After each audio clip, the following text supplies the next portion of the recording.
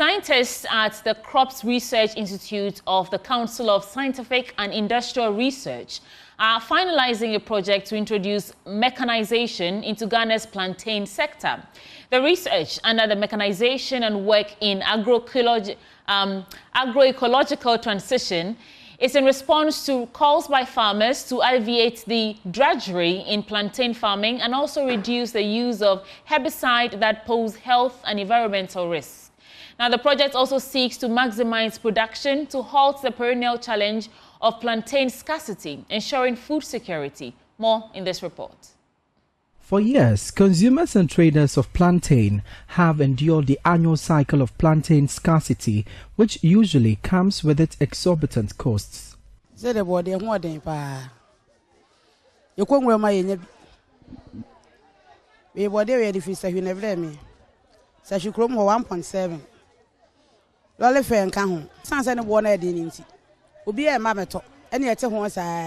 perennial situation has been attributed to the lack of mechanized systems, including irrigation and farming implements to support an all-year-round production and eliminate drudgery in farming. Regional engineer at the Ministry of Food and Agriculture in the Ashanti region, Engineer Clara Dakom, highlights challenges associated with the absence of mechanized tools in Ghana's farming space. They are not also able to do a lot of or a bigger acreage so that we will get a lot of them, because for pricing is demand and supply.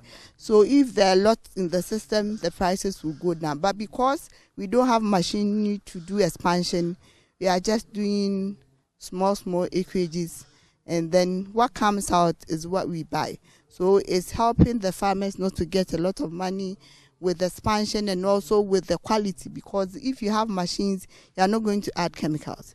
If you have machine to do the plowing, the harrowing and that stuff, we need that, because if the land preparation is good, you get a higher yield. The Crops Research Institute hosted a two-day national workshop to expose farmers and stakeholders in the plantain industry to some handy motorized tools for weeding and digging. The project, which commenced in 2023, afforded local farmers the opportunity to utilize tools such as the augers for digging and motorized weeders. Project coordinator Dr. Natsin Aram Amengo disclosed plans are underway to include local fabricators to develop tools after the project's completion. Farmers appreciate the two machines.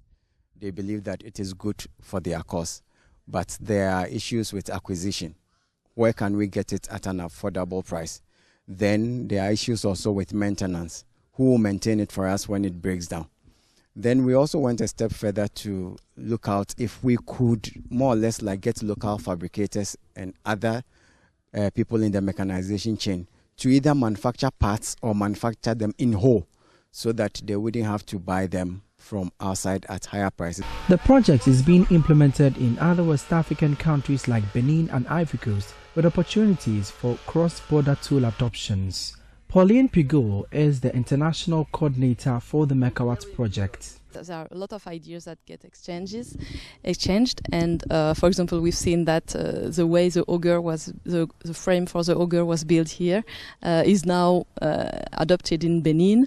So that's very interesting to see this kind of dynamics, and but of course.